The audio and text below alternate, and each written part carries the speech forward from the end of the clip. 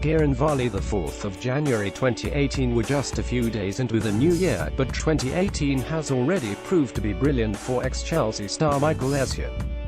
He has been informed that a statue has been erected in his honor in Kumasi, Ghana, his country of birth.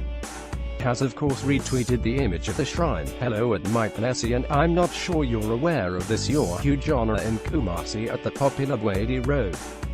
Yesterday the sculpture opened the fence around it was an eyesore, kids.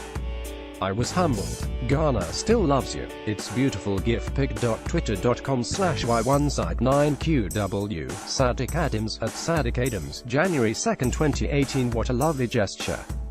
Though it's not been received universally well, there are so many things to unpack here. The proportion of trunk to lower half, the wincingly awkward posture, the angular face, that has a passing resemblance to Crichton from Red Dwarf. Still, it's quite a compliment to have someone, or some people, create a statue of you. The Essien statue comes hot on the heels of the Diego Maradona work of art that was unveiled in the Indian city of Kolkata in December 2017.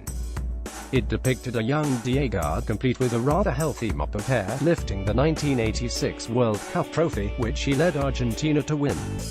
Not everyone was convinced of the likeness. Some thought it looks more like the Crystal Palace manager, Roy Hodgson. We'd argue there's more than a passing look of the late blind Dato Silla Black. If the artists behind the Essien and Maradona statues feel a little hard done by the comments they've received for the work, they can at least take comfort with the fact there are plenty of other sporting statues which have caused a little bit of amusement. Here are just a few more examples. Cristiano Ronaldo. Aeroporto Cristiano Ronaldo, Portugal. In March 2017, Madeiran artist Emmanuel Santos unveiled this bust to adorn the newly named Aeroporto Cristiano Ronaldo in Funchal on the island of Madeira. Not everyone was convinced. Niall Quinn must have felt honored though.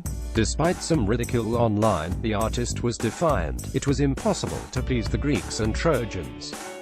Nor did Jesus please everyone, he told The Guardian. What matters is the impact that this work generated. There is always the possibility of making a difference. I was prepared for all this, nor did Jesus please everyone.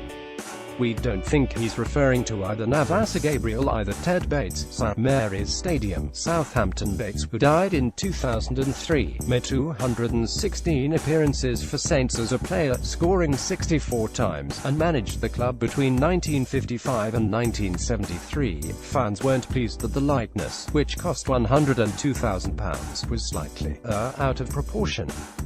Jimmy Cranky Anyone. A more fitting tribute was unveiled in 2008. Andy Murray, Shanghai, China. Third-party content may contain ads. See our FAQs for more info. Here's Andy Murray greeting his own terracotta statue at the Shanghai Masters in 2011. Amazing how they've really managed to capture his more animated side.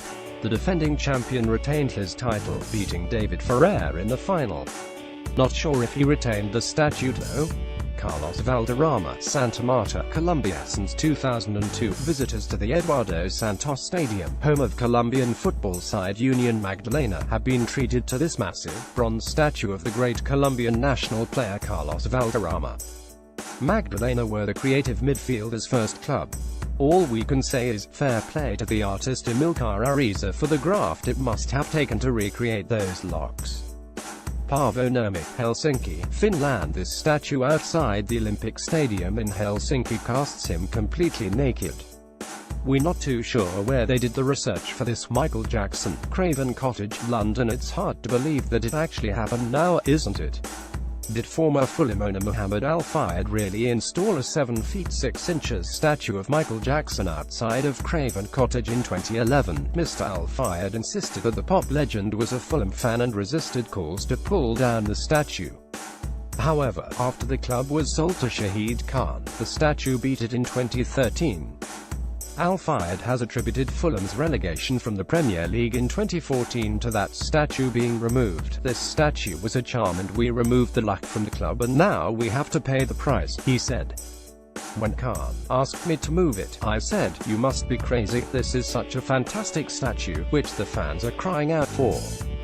But now he has paid the price because the club has been relegated. He called me because he told me he wanted Michael to return. I told it, no way. The statue was moved to the National Football Museum, and Fulham are still in the Championship.